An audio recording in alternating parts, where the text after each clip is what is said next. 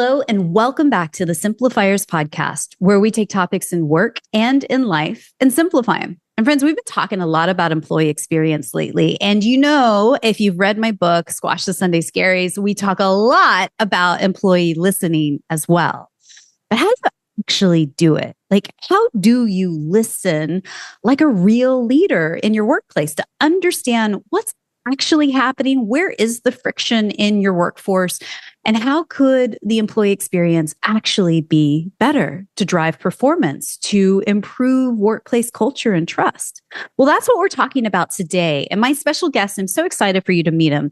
His name is Adam Hickman. He's the Vice President of Employee Development, Talent Management, and HRIS at Partners, serving the Walt Disney Company.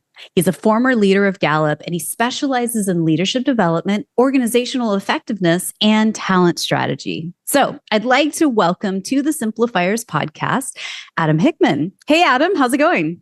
Hey, Mary, thanks. Great. Already interesting things you said so far on listening. So looking forward to the discussion. Definitely. And you and I got connected on LinkedIn earlier this year, and you are actually saying some very interesting things on LinkedIn, I think, when it comes to this, which I love. Like, this is how we innovate. We ask the hard questions. We say the quiet thing out loud. We generate conversation because, quite frankly, I just think that there's so many things in work that's broken right now, and this is one of them. So let's start there. You said to me offline, like, it's not that we have a listening problem, we have a question problem. What do you mean by that? I do. Yeah. Think of an interview you've been on, or you've been a part of. There's one question everybody asks, which is, tell me a little bit about yourself. But I'd be willing to bet, if I asked you, what do you hope to get from that? The variety of answers is broad, and it's a good warm-up question. But if you're going to sort for talent, meaning that answer is going to help you determine a fit for this role or what kind of talents they have, it's rare I hear, yes, that's what I was asking that for. So we're good at listening, but I think in workplaces, especially in interviews and other places, you've got to know what you're listening for, not just that you're listening. And so tell me a little bit about yourself. You could go in a million different directions. What are you going to do with it once you have that? That's the harder part to it. And you move that into different categories of things. We ask a lot of survey questions. I think there's a survey for everything anymore. But I always say, a survey is the easy part. What are you going to do with it once you've got it? That's the listening aspect on, do you even know why you're asking the questions that you're asking? That's where I think we've gone a little astray. Yeah. And I also wonder, like, when you get asked that question in an interview, it immediately triggers bias because you as the recruiter versus the candidate are looking for points of connection, And so it's this dance, isn't it, that almost sets us off on the completely wrong foot. Why do we do that as humans? Tradition, I think. I don't know. Of the courses that I've been a part of, things that I've read, it makes you feel comfortable, makes them feel. That's why I say it's a good warm-up question, but it's a throw away. Like, don't respond to it, don't engage with it. So that's interesting. You've got them at ease, so continue on with that. So what I'm not saying is scrap the question. I'm saying use it for the intentions of getting them comfortable for being in an interview. But unless unless you've studied high talent in that position and know the answer to that you can replicate and listen for it, just don't use it. Yeah. So let's say that you are a people leader, and you are really trying to build that trust within your team or your department. One of the most important questions is asking, like, what's not working? Like, what's broken here at this organization? But I find a lot of times leaders are super nervous about asking a very simple but important question like that. Why is that, do you think? Yeah. I recently just published an article this week about the topic of courage. And it's been a forever long word that's been out there, but I really see this as a gap in workplaces anymore, especially in managers and leaders, on, do you have the courage to hold the mirror up? And if you do, you're not coming in as what's broken because I'm going to go fix everything. It's what's not working for you and for our team. I think those that start with the assumption like everything, sky's falling, like, well, maybe, but you've contributed to it. So now you've got to lean into why. So often, like a good common practice is I will spot check my team throughout the year and just say, what are you not getting from me that you need, or what do you want me to do different? Um, I think it's wrong and irresponsible as a people leader of any sort that you think that they're going to conform to you. That's not how this Yeah. works. If you're going to individualize to them, you've got to pose that question, because otherwise, I don't know how you know the answer to it. Yeah, I think that's an excellent question to ask. The one I use a lot of times with one-on-ones or stand-ups, and usually it's like, every other week or so. And I personally like to do walk and talks, like get us out Mm, of the meeting room, like let's go take a sure. lap around the campus. And, it serves multiple purposes. But the one question I find is really helpful to ask is, what do you need more or less of from me as your Mm, manager? And that's it. Stop talking, be quiet, yeah. Yeah. and let Start them to listen. answer that, right? What do you need more or less of? Which is kind of a variation of what you had just proposed. And at first, I think people go, what? Like, what do you mean? No one's ever asked me that Yeah. question. But then over time, you build a rhythm and a ritual in You do. it. And people go, actually, Mary, I need this. Or, hey, I could really use your help with this. Or can you help me remove this roadblock? And really, that's the purpose of a good people leader, right? Is to Right. remove roadblocks and help them accelerate Yeah. their work, to do their best work, right? Tell me more here. Yeah. You get the gift of if they give you the answer, but let's say that they don't. Mhm. I'm mainly setting up for what comes after that. So, a weeks from now, if something's happening, it's like, hey, remember when I asked you that question? What do you need more of? Or what do you want me to do different? This would be one of those times that you lean into that. Yeah. I similar activity. I ran to this last week, and I was in Australia. I had a group of leaders. We were talking about the term stability and what it means within organizations. So I ran this activity where I said, get your phones out, because everybody typically has their phones out already. And I said, think of somebody that brings you stability. Got it? Yes. All right. Text them right now and tell them that how they have brought you stability. And I said, the cool part to this is not going to be the response you're going to get, because you're going to get, are you okay? Are you in a hospital? Something Yeah. wrong? Right? Because Sure. they're not used to this. But then's going to come the conversation after that, which is why you do that. And I won't be here for that part of it. You're going to be on your own, but I would love to hear how it went. And this morning, I'm still getting messages about how that's been, such a huge benefit to them in the conversation, that they wish they would have said this years to them ago. And to me, that's the same principle as this: is you're going to ask this question about what do you need more or less from me. Yeah. It's almost less about the immediate response and the long ongoing aspect of that, of knowing that there is a welcoming version of you that says, tell me when you want me to adjust to you. You just got to say it. I don't, there's not a button or a t-shirt with a gauge on it that says I need to, adjust to you today. It's the, did you pose the right question, and then listen for an answer that you can do something with. And you know what I hear underneath all of that is, with repetition and true intention behind it, you're building trust Yes. and respect. That's two ways, not just from top down, because that's not how trust works. It has to be Right. both ways. And then that's where real vulnerability can shine, of like going, yeah, I'm underwater this week. I'm having a real Right. tough week and I need your help. And, again, that could go both ways, right? Yes. Yeah. So, companies go through engagement surveys and pulses and all sorts of things, right? Yeah. And the engagement surveys come in, the results come in. How should leaders turn that feedback into real action? Tell me more of Yeah. your best practices there. Yeah. I've got some unique ones.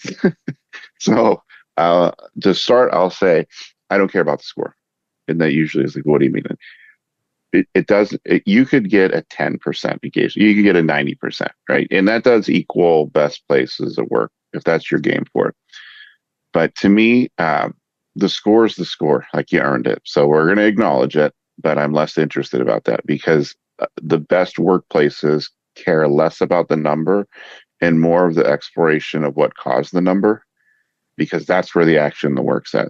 So you get your number, great. Now all the things underneath that. Now let's go look at it at a heat map on where did we score high, where did we score low, and you've got two ways you can come at it. First, where you scored high, well, let's not lose that. right? Let's study that and figure out what's working right and maximize that. The areas that are the low points, that's where you need the HRBPs, the OD peoples of the world in HR to say, okay, tactically, if we're going to go at this from a behavior standpoint, what we're not going to do is the inverse of the question. So, a question I always used to get a question on is there was a survey gal Q12 called "I have a best friend to work." Well, let's say you scored low on that. The idea is not to assign you a best friend. The idea is, have we created enough organizational forums? Is there enough events? Is there enough things happening where you could genuinely make friendships that become partnerships in the workplace that's beneficial because there's data to support what happens when that does take place? That's what I mean on first standpoint is we're going to acknowledge the score and set it aside. I'm now going to look at and explore what caused that number, and that's where we're going to spend our time at. And I think that scores are good as a benchmark, right? Sure. But it can't be the thing that's like, that's it. That's all that you're trying to achieve. Right. I also, what I hear under that is just understanding root cause, right? Yes. And when you are iterating, OD or OE like initiatives, and by the way, if you don't know what those are, organizational development, organizational effectiveness, initiatives to drive better community or belonging or, those kinds of, intrinsic human needs, right? Give us some thoughts on where you start. Like, are you putting a strategy together based on the metrics or based on hypotheses? Like, where's the beginning point for people? Well, no pun intended. We go to our listening post first. So if that's what brought the number in, and that's our starting point, just for us to understand, well, what do we know to be true today? Typically, engagement surveys don't bring back results that are shocking or surprising. Hopefully, right? Like you got a good sense going into it. So it's almost like when your check engine light comes on, you kind of got an idea of like, I've been avoiding this for so long. So it's not usually a surprise. And so to me, if I see a lower score, I go right back to our teams that we have out there and the mechanisms we have in place to say, well, what do we already know today? Can we confirm a belief based on any of these pieces so far? And typically we can get a good way down the road to know what we're starting with. Then starts, I would call our listening tour. So earlier this year, we had our chief people officer, our chief revenue officer in our division that we did this with, and myself, and we went around to all the locations that we surveyed, and after hours or before hours, we just had a conversation to say, did you have a chance to review results? Great, because we're fully transparent on those. Then what was your reaction to it? What'd you think? What was your mindset taking the survey? What'd you think after? All of the feelings around the survey and the afterwards, and then into the meat of which is the action is, what do you want to see take place? Because a really wrong assumption on these is that's low, so I have to go after it. Here's a really good example of this. When you see a low score related to compensation come in, I often will say, I have never launched a survey related to compensation and it come back beaming on, you overpay us, don't pay me anymore. This is the greatest thing in the world. There's always going to be a middle or discrepancy on that.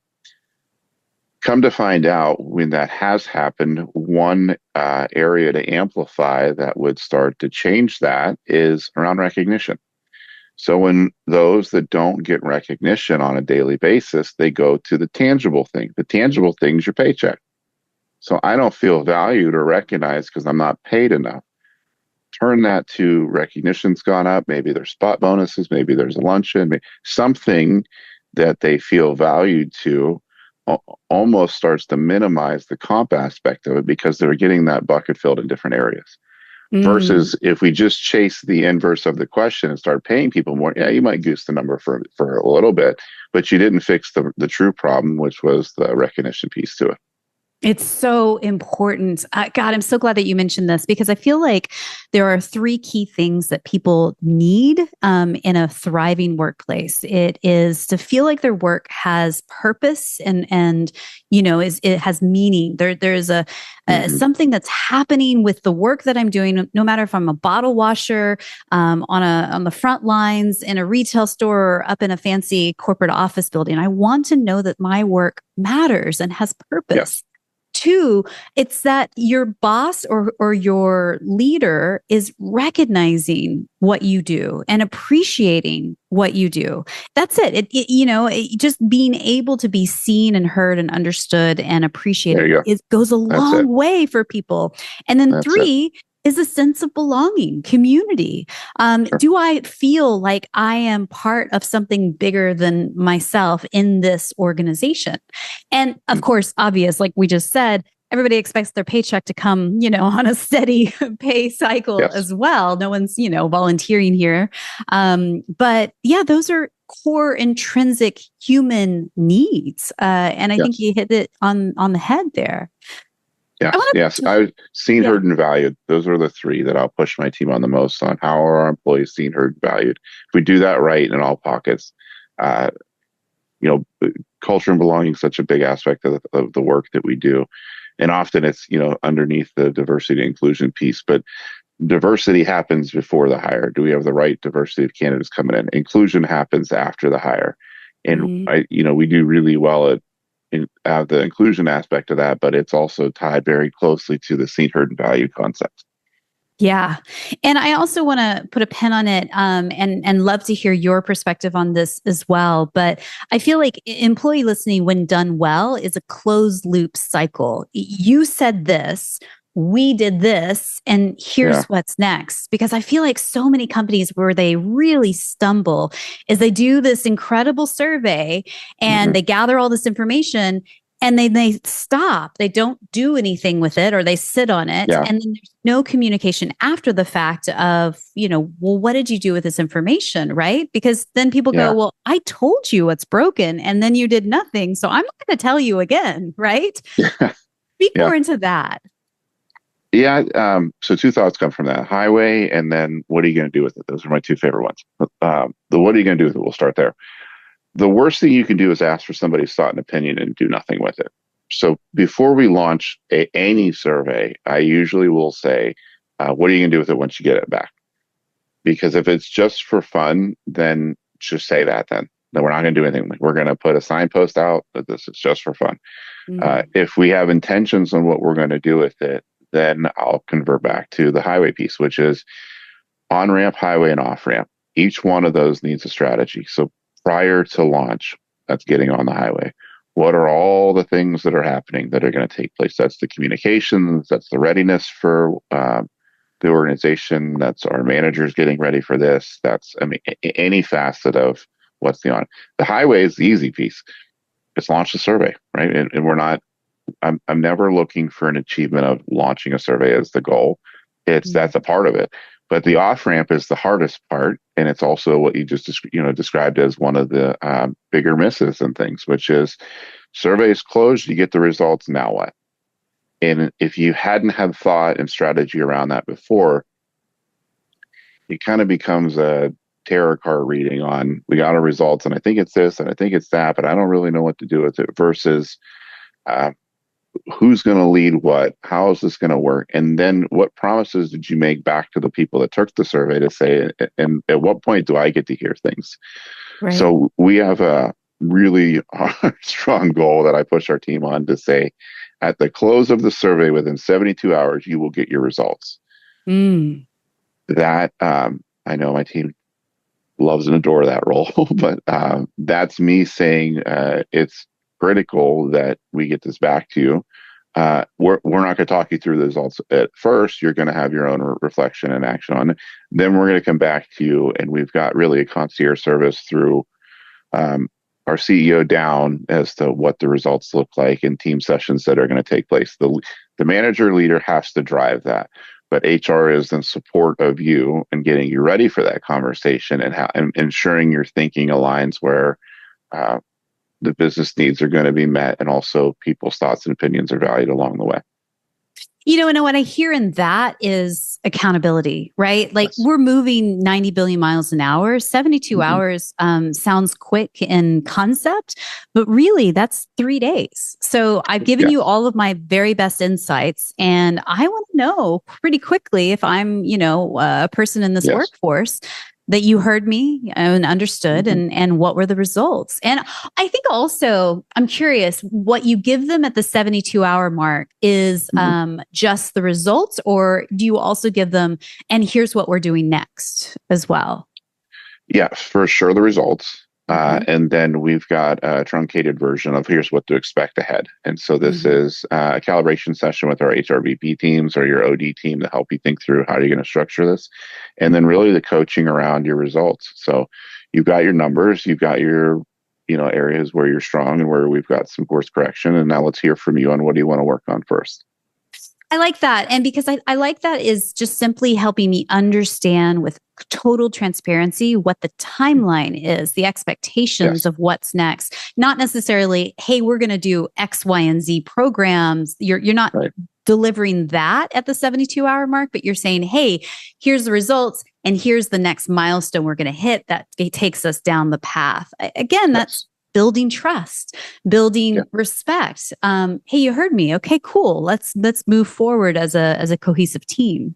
Yes. So let's go back to the art of asking great questions. Because one of the things you told me offline was that leaders shouldn't always start with the end in mind. What do you mean by that? I know it's controversial to everything that's I love it. And so this is my style. I'm not going to say this fits for everyone, but the famous book on Seven Habits of Highly Effective People. I think it's great. It's worked its course for a lot of people. I'm not discounting any of the credit or research that went into that. I don't subscribe to that. I don't want to start with the end in mind. To me, it's limiting. Describe to me what success looks like in terms of but let me get there the way that I'm going to think through it. The end is, and there's never really an end. There's a couple of questions I love to ask in interviews. Is like, when do you know when the work's done? High talented people will tell you it's never done. And if you're in HR, when's the end of your day? Well, we don't really have an end of day because the phone keeps ringing and dinging. So I don't know when that is. There's just certain pockets anymore. I don't think that applies to. Sure, you could use it as a good soundboard on what it is. And then a couple other ones. Sharp. You always got to sharpen the saw or something. I'm like, well, I don't have a saw, so I'm not going to sharpen that. Are you telling me to have a growth mindset? All right, now I'm interested. So there's just some parallels that I don't subscribe to. So when you take an engagement survey, the end of it usually is, hey, we're going to increase our score. But it's not the score. And if you're using this as a sense of performance, now you're in the right area because engagement yields performance. Don't believe me, go do the research on this yourself. You'll see anything from Gallup will translate quickly to, you want to increase in performance, you start with engagement. 12 simple questions to get you to that point. But let's say you don't want to use a survey. You don't even want to do that. You just want to have an engaged workforce. I'd be willing to bet if you think of something that you spend money on a regular basis, because it's a great experience, that's because culturally engagement matters to them. Think of two different, let's just pick fast food. I won't pick on names, but think of two fast food places. You roughly spend about the same, which isn't cheap anymore. But the fast food places that you're going to get just the basics. You also know the ones that you're going to get the over-the-top experience with. That over-the-top experience isn't a secret. It's engagement. It's that their managers care, their leaders care. There's a sense of belonging. All of that factors into that engagement number. Yeah. So if you start with the end in mind of it, why even start then? Why don't you start with the idea of what are we aiming at in terms of performance, in terms of business needs, in terms of what our customers want, what our employees want. Now that gives me a runway to say there's not really an end to this. This is a marathon that's never going to end. But we know along the way how it's what we can use to help this as well. And I have a firm belief that when you really invest into better employee experience, that drives that engagement. People plug in and want to deliver a world-class customer experience because they're like, I'm proud of working here and Yes. my boss really appreciates and advocates for me and I get the proper training and support that I need. And so, you know what, today I'm going to show up differently at work. I am going to Right. give it more, give it my all. And better employee experience equals better customer experience, which guess what? Turns into better business results. And so Yes. I think companies miss that. They just focus on investing in customer experience, at the expense or whatever it takes, always on, all that nonsense, the corporate jargon, Hmm. at the expense of employees, and go, well, if people burn out, fine, we'll just get more people, Right. or we'll just run Right. another layoff to skim the fat and start again. But it's a tragic flaw, and it's not a sustainable model. You really have to focus on employee experience, which drives that engagement, Yeah. which again, the key factor in my mind is employee listening, right? Yes. Yeah. Yeah. Yeah. So true. So true. So, how can leaders reframe engagement then as a performance driver, like while also kind of creating more sustainable expectations? Because, what you and I talked about is that you can't really just show up and be an all-star employee every single day. You talk more about like the 80-20 rule. Can you speak more into that? Yeah. So I think 80-20 applies to so many things, but sometimes I'll get the question like, are you telling me I gotta be 100% engaged all of the time, every single day? Yes, but then there's reality. Um, Yeah. I would say 80% of your career, of the work that you do, I'm sure that you love to do. There's 20% that's going to be the grind, and it doesn't mean that's every day, but I hate expense reports. I'm going to screw them up every single time. Yeah. It's just I don't know why I can't get it right, but that's the 20% thing. There's just the mundane things that you just got to get through. That is that 20%. But if it's flipped where 80% you hate, 20% you love, now there's a problem with that. I just think too often we don't lean into the 80% to figure out why do you love that part. Well, look, Mary, taking this example, what do you love to do that's not at work? I do love connecting in my community, bringing dinner parties together, bringing people together.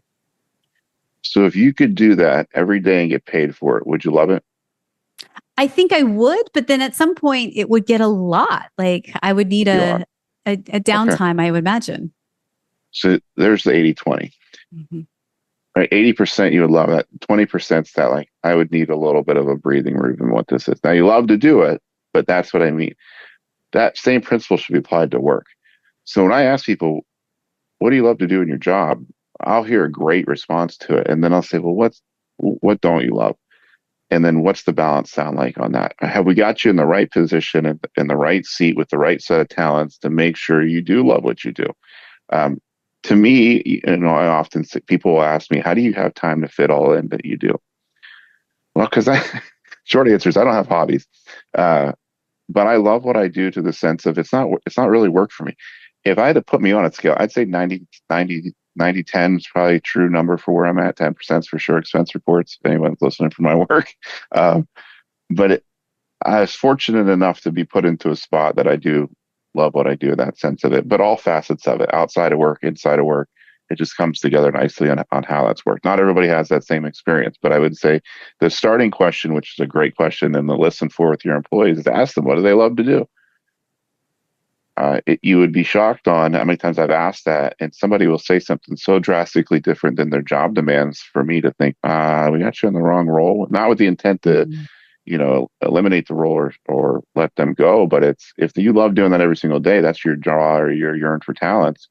Why don't we just talk through what else is possible here on how to get you into that spot where you can love what you do every day? And Adam, that what you just said is the actual key piece of it all, in my opinion, because I think it requires a mindset shift of a few leaders that I've certainly run across over my career who just don't think in that way because they think, well, profit at any cost, or you're not Yeah. you're not doing the thing, you're not hitting the targets. you're out. And it requires a person who really sees the innate value of the human inside our organization, because we spend so much money and time and resource to attract this talent into our organization. We hire them and then, we give up on them, or we just don't see that there's actual inherent value in asking them the right questions. The hard questions, and doing the proper listening and going, hey, actually, you know what? You are an incredible talent that is in the absolute wrong seat in the bus. And let's figure out how to move you to the right place, because then that drives performance. And I think that's the big aha. And I hope that anyone that's listening here, gets it as well, of like, well, how do we get to have our senior leaders value inherently every single person on the team, and not just think of them as a number on a spreadsheet that is very expensive. Yeah. Well, if people are your greatest asset, which I often hear at the top, the next question I would ask would be, prove it. Yes. And see what the answers come back from that. Because if you hear things about culture and engagement at surface level, prove it again. What do you do as a result of those things? So, another thing I'll hear is like, hey, we're a learning company. I'm like, what does that mean? Like, everybody's a learner. I mean, you have to learn. There's not an option. What do you mean by that? And then what I'm listening for is specific tactics, strategies throughout the year that you are growing people in their role, or you're offering certain things. Not, growth and development doesn't always mean we sign you up for a conference and send you somewhere. Maybe it's growth about the history of the company, or in other positions of the company, or other facets, or there's so many other things that can translate even within your walls before you leave there, that if you are a learning company, then that's a quick response. But if you just get the surface level things, like, you can kind of gauge up where this starts to fall apart. There's a belief that we're a learning. There's not a systemic way in which that you can prove it. Yeah. So if you're curious about the work that Adam does in the world, he's also a keynote speaker. You can go over to his website at adamhickman.com. And by the way, everything that we talked about in today's episode, you can find that over the show notes over at thesimplifiers.com. And you'll find all the resources down there as well. Adam, I'm so grateful to have you on the podcast today. We have a few rapid fire questions we'd like to ask everyone. Here they go. Great. Are you ready? First and foremost, what's one book or blog you're reading these days that's either inspiring you or poking holes and challenging your belief system? Yeah. Marcus Buckingham's the author. Design Love In is the book. And Marcus and I have had parallels in the world where we've been at. Both were at Gallup for quite a while. Marcus is got this audacious goal of how do you operationalize the word love in the workplace. And no surprise, our employee value proposition is do what you love and love what you do. So, I mean, it's weird how we were in different worlds, and then that collided at that. So, reading that, there's really two positions in companies that he talks about: movers and makers. I'll let you figure out which one is, are the ones of the managers and the employees of the world. I'm sure you can guess, but it's just a fascinating concept to say, can you actually operationalize the word love in the workplace? And I think you can't, because we've, proven it in this segment about, if I asked you, what do you love to do outside of work? There's a quick response. But when I ask you, what do you love to do at work? Now they're always be like, can we really say the word? Yes, you can say the word. It's okay, right? Because the goal is to figure out, how do we get you into a role every single day that you can love what you do. So fascinating read, and I love the concept to it. Awesome. We'll link that book up in the show notes for you guys. Again, go over to thesimplifiers.com. So tell me, is there someone in your network, somebody that you know personally, that you just feel is up to brilliant things? We could shine a spotlight on them, and who knows, maybe one day we'll have them on the podcast. Who would that be? Yeah, a new friend. I think she's phenomenal. I saw her speak recently in Hunter Valley in Australia. Dr. Sandra Peters. She's with the University of Sydney. It's one of those individuals, and I'm sure anyone listening can connect to this, is that you meet someone and you're like, they get it. I don't even have to say anything else. Like, they just get it by the way they introduce themselves, the way they speak, the whole keynote section they did on their Skills Horizons, the report's phenomenal. It looks brilliant. And even the fun part was they've got a website that's called Steal This Report because they knew people were going to download it. So they package it for you. It's a good to go take a peek at what that is. But I just think those individuals that are in certain pockets of, and specifically in education, they're not going to get the sunlight they deserve sometimes. And I think Sandra's just a force to be reckoned with for the wicked smart. And I was totally blown away by what it was. And the back and forth so far has been phenomenal on how we stay connected, even on opposite sides of the world. Brilliant. We'll link up Dr. Peters in the show notes as well for you guys. So I believe gratitude and simplicity go hand in hand. Tell me, what are you grateful for today? Two things. I every long flight I have, I end up, my goal is to write a book. So this last one, I will have one out later this year on how do you balance being a parent, a spouse, and a full-time employee and not letting it slip. Because I think you can do it. We had interviewed 100 people with long-term marriages and careers to figure out what did they do. Mm-hmm. To give you a segment, I would say grateful for 18 now plus years married with 3 kids that have been a better teaching tool for me than any course book or things that I can do. Your kids teach you. I mean, they're the hard reflections, but also the hardest learnings on they watch you grow up and they're teaching you just as you are them as well. So I would say grateful for both of those, that now it's come full circle, that hopefully I can help influence some others to say, you don't have to have this, the things that I say, like you either have a great family or a great career. Like, no, you can have both. You just need some things along the way to be nudges for when you're out of balance on those.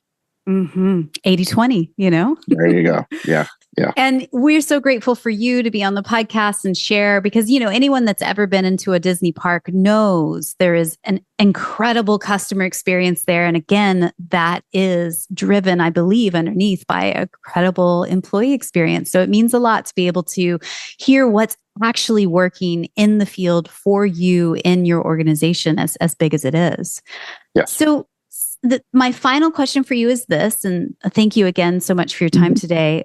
Someone somewhere is listening to you and I right now, and let's say they are about to release another employee engagement survey, and they're going, oh God, I just don't know if this is a good idea, or I just feel like it's so many questions and it's just a lot of faff, and is it going to do anything at all? They're just really feeling a bit cynical and downtrodden by it all. What's one thing you could whisper into their ear just to encourage them in this moment? I really struggle with one thing. So just to be a long sentence, so give me permission for that. Yes. First, if it feels awkward and sounds awkward, it is. So don't send it. Just wait and do 2 things. 1, call me and let me talk you off the cliff on where it could go wrong. Or 2, there's this really cool mental model about your experiences build your beliefs, get you your actions into results. So link those. That's where it's at. If you've got that gut feeling something's off, my right away coaching would be go to your experiences. Why is this off? You know something intrinsically that your mind's telling you, don't do this, because that's your belief coming out on this is where that's at. You got to explore that, and you can't do that alone. Your experience is where you are with that. Listen to it. And lean into why you have that belief, because it's solvable. There's no end with that one. You can fix it. You just got to lean into why is your belief what it is based on experiences. That would be the quick way. Adam, thank you so much for your time today. Appreciate you. You're welcome. Thanks for having me.